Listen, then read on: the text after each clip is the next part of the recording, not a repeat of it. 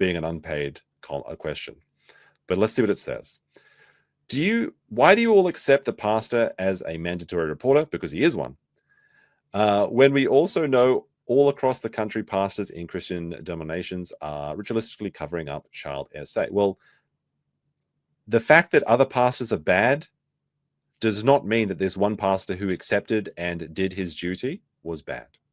There we go. Let's continue. Think that that's the way it could work. I got a shitload of unsolicited firsthand gossip today. You might have been watching the morning show. I wasn't. And a few people on the farms caught good gossip. I have to listen to it. I'm a gossip girl. And yeah, I mean, if you send me messages, I'll read them. I won't necessarily tell people about them, though. But I have been messaged in the past by someone who claimed to be part of the Ricata family, not like a immediate family member, but a distant family member.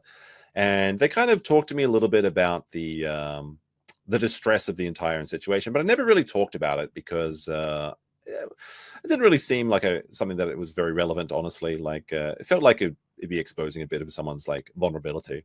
Now, that person who contacted me, that mysterious Ricata family member, could they be the leaker? That might make sense. That might be how they have the details, but who can say? Who can say? Examoon joined as a new member. I thought they were already a member, so maybe they have a new account. Probably got banned for too many feet posting. And Trucker Rob with $25 says, well, howdy, meme. Well, howdy to you, Trucker Rob. Hope you're having a nice day today. Got to listen to it. But they dropped all this information on me. Some of it I'm going to share with you tonight. Some of it, it's probably prudent that I don't share it. We got to be smart about these things. No, give us everything, Aaron. Come on. You've already exposed everything about yourself. Expose everything about this. Like, if you're going to leak the chats, then leak all of the chats. Don't go any half measures. We need to know it all. But there were some things that he was trying to negotiate in this plea thing that I don't know how the prosecution didn't just laugh at him. Well, that's the thing. They probably did. They probably laughed at him as soon as he left the building. You like to think that government officials or people like doctors don't laugh at your silly ailments and things, but they do. They do. I used to work in a hospital. I've used to work in various government organizations, and I can tell you that while they typically do have a very professional, forward face, the second you leave the office, we all have a bit of a giggle. Now, that doesn't mean you share confidential information, but if two people in the office saw the same thing, they will definitely talk about it. So I assume they did laugh at him, and as I assume the chat will laugh at him as we come up on some very interesting little offer, limited time offer from Ricata Law. I know some people know it already, and I think they were talking about it earlier, but it really is. Like, I can't believe it. I can't believe this is real. I think it's a ruse. I think it's a work. I think it's Nick and his little gang are behind it, leaking fake information or something, because it's too funny. It's too funny to be real. But to be fair, I did say that hedonism was too funny to be real. I did say that the polycule was too funny to be real. It all turned out to be real. So I guess every time I think that something's too funny to be real, it turns out to be real. Let's see what it is. And now, again, my source is someone to claim to have direct communication with Nick. That's all I can say. Now Aaron came back later and in another show because people were doubting that they were saying, well, it's obviously just one of Nick's fans or something like that. Aaron came back later and said that he's talked to this person before, or he knows of them before, and he totally believes that these leaks are real. So he's doubled down on these being real, and that's kind of why I thought it might be like a family member, because as being someone around the Ricata sphere, he may have known or been adjacent to one of these people and known of them before, and would have reason to believe they would lie to him. So that was kind of my theory for these when they came out. I don't know if he does or he doesn't, but he claims he does, and this is the info he's got, and it's very, very interesting. Indeed it is. My good pal, my close personal friend, my brother in cuckitude. That's like my brother in cuckitude.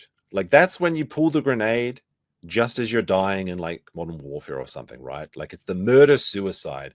Aaron knows that he's lost all his self-respect, so he may as well take another one down with him. Like, that's a rough thing to say.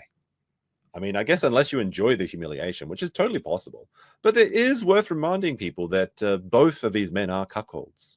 They both each other's wives. And while the Baldoverse defenders, those still in the bunker, say, no, Nick's based. He's another man's wife. Pay no attention to the Coom and his wife from another man. That's not me. No, he's still our guy. He's still based. Well, we'll see about that. We'll see. Had his what do you call it? Second settlement conference today. Now, hey, look, before I get into it, you're not going to hear me make fun of the guy for having a settlement conference in and of itself. Lord knows I got my own problems. That's true. I mean, but he had a settlement conference today, and this morning someone decided to DM me and just start telling me all of this insider information. Apparently, Nick just likes DMing with strangers on the internet, and I kind of... This part sounds true. This part sounds very true. Nick does have a weird inkling, some sort of determination to message random people and give them all of the information. Is it his narcissistic personality? Who can say? But this part of the story does ring true. So so far we're going good. All right, let's continue. Felt bad when I was hearing this stuff, because this is just a guy that's apparently talked to Nick a few times. They're not like close friends or anything like that. Nick just so badly needs people to talk to that he vents to strangers online. This is really... Well, I mean, he vents his wife to strangers in the real life, so it wouldn't be like, this isn't like beyond the bounds of anything. Like it kind of tracks so far. How's it going, Summer D, in the chat? I see you there. Really weird.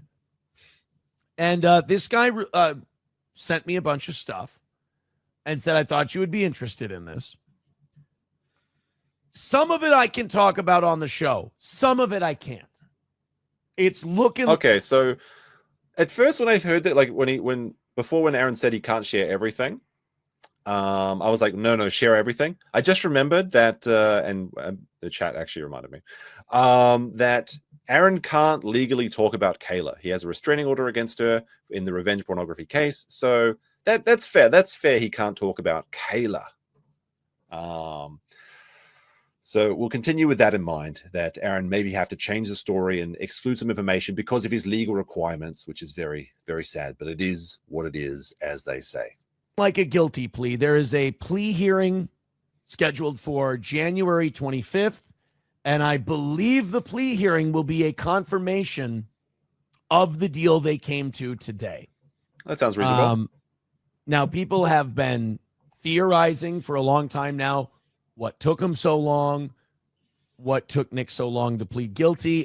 Well, what took him so long is he was trying every avenue, every Hail Mary. Even if he had a snowball's chance in hell, he would try it because he was looking for that magic bullet, that one escape to make this all go away and in theory bring back his audience, revitalize his streaming career, pump up those super chats, and allow him to build up that upper body strength that would allow him to have shoulders and not just be that little head bobbling on the stream view. But no, it didn't happen. There is no magic bullet. The only bullet was the one full of coke that he left on Aaron's couch. I did get some insight into that today from this inside source who will remain nameless. I feel like such an intrepid journalist.